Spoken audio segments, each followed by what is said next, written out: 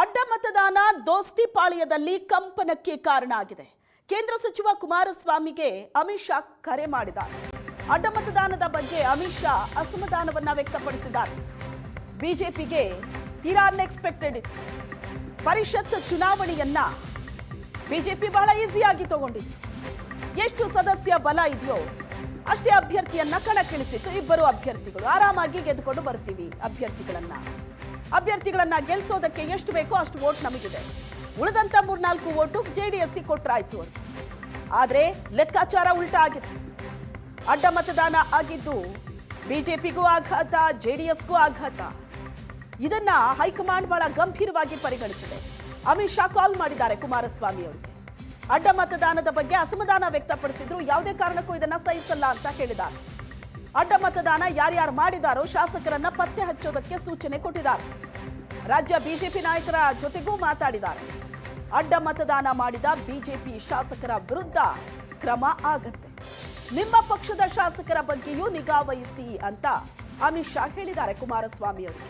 ಆದಷ್ಟು ಬೇಗ ಅಸಮಾಧಾನಿತ ಶಾಸಕರನ್ನ ಪತ್ತೆ ಮಾಡಿ ಅಂತ ಸೂಚನೆ ಕೊಟ್ಟಿದ್ದಾರೆ.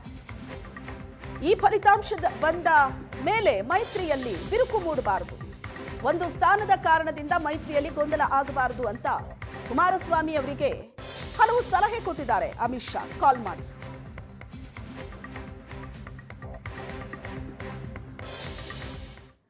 ಅಡ್ಡ ಮತದಾನದ ಬಗ್ಗೆ ಅಮಿತ್ ಶಾ ಅಸಮಾಧಾನವನ್ನ ವ್ಯಕ್ತಪಡಿಸಿದ್ದಾರೆ. ಬಿಜೆಪಿಗೆ ತೀರಾ ಅನ್ಎಕ್ಸ್ಪೆಕ್ಟೆಡ್ ಇದೆ.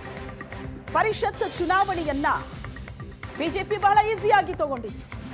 ಎಷ್ಟು ಸದಸ್ಯ ಬಲ ಇದೆಯೋ ಅಷ್ಟೇ ಅಭ್ಯರ್ಥಿಯನ್ನ ಕಣಕ್ಕಿಳಿಸಿತ್ತು. ಇಬ್ಬರು ಅಭ್ಯರ್ಥಿಗಳು ಆರಾಮಾಗಿ ಗೆದ್ದುಕೊಂಡು ಬರ್ತೀವಿ.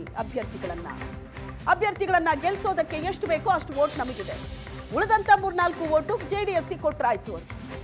ಆದ್ರೆ ಲೆಕ್ಕಾಚಾರ ಉಲ್ಟಾ ಆಗಿದೆ. ಅಡ್ಡ ಮತದಾನ ಆಗಿದ್ದು ಬಿಜೆಪಿಗೂ ಆಘಾತ, ಜೆಡಿಎಸ್ಗೂ ಆಘಾತ.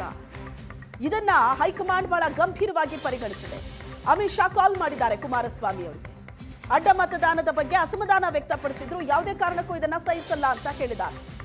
ಅಡ್ಡ ಮತದಾನ ಯಾರ್ಯಾರು ಮಾಡಿದಾರೋ ಶಾಸಕರನ್ನ ಪತ್ತೆ ಹಚ್ಚೋದಕ್ಕೆ ಸೂಚನೆ ಕೊಟ್ಟಿದ್ದಾರೆ. ರಾಜ್ಯ ಬಿಜೆಪಿ ನಾಯಕರ ಜೊತೆಗೂ ಮಾತಾಡಿದ್ದಾರೆ. ಅಡ್ಡ ಮತದಾನ ಮಾಡಿದ ಬಿಜೆಪಿ ಶಾಸಕರ ವಿರುದ್ಧ ಕ್ರಮ ಆಗತ್ತೆ. ನಿಮ್ಮ ಪಕ್ಷದ ಶಾಸಕರ ಬಗ್ಗೆಯೂ ನಿಗಾ ವಹಿಸಿ ಅಂತ ಅಮಿತ್ ಶಾ ಹೇಳಿದ್ದಾರೆ ಕುಮಾರಸ್ವಾಮಿ ಅವರು.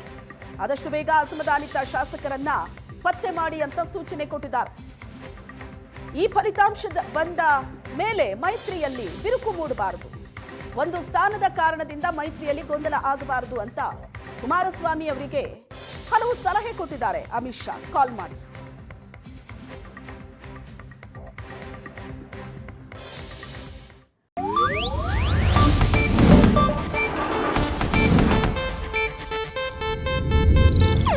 ಇದು ಏಷ್ಯಾನೆಟ್ ನ್ಯೂಸ್ ನೆಟ್ವರ್ಕ್ ಪ್ರಸ್ತುತಿ.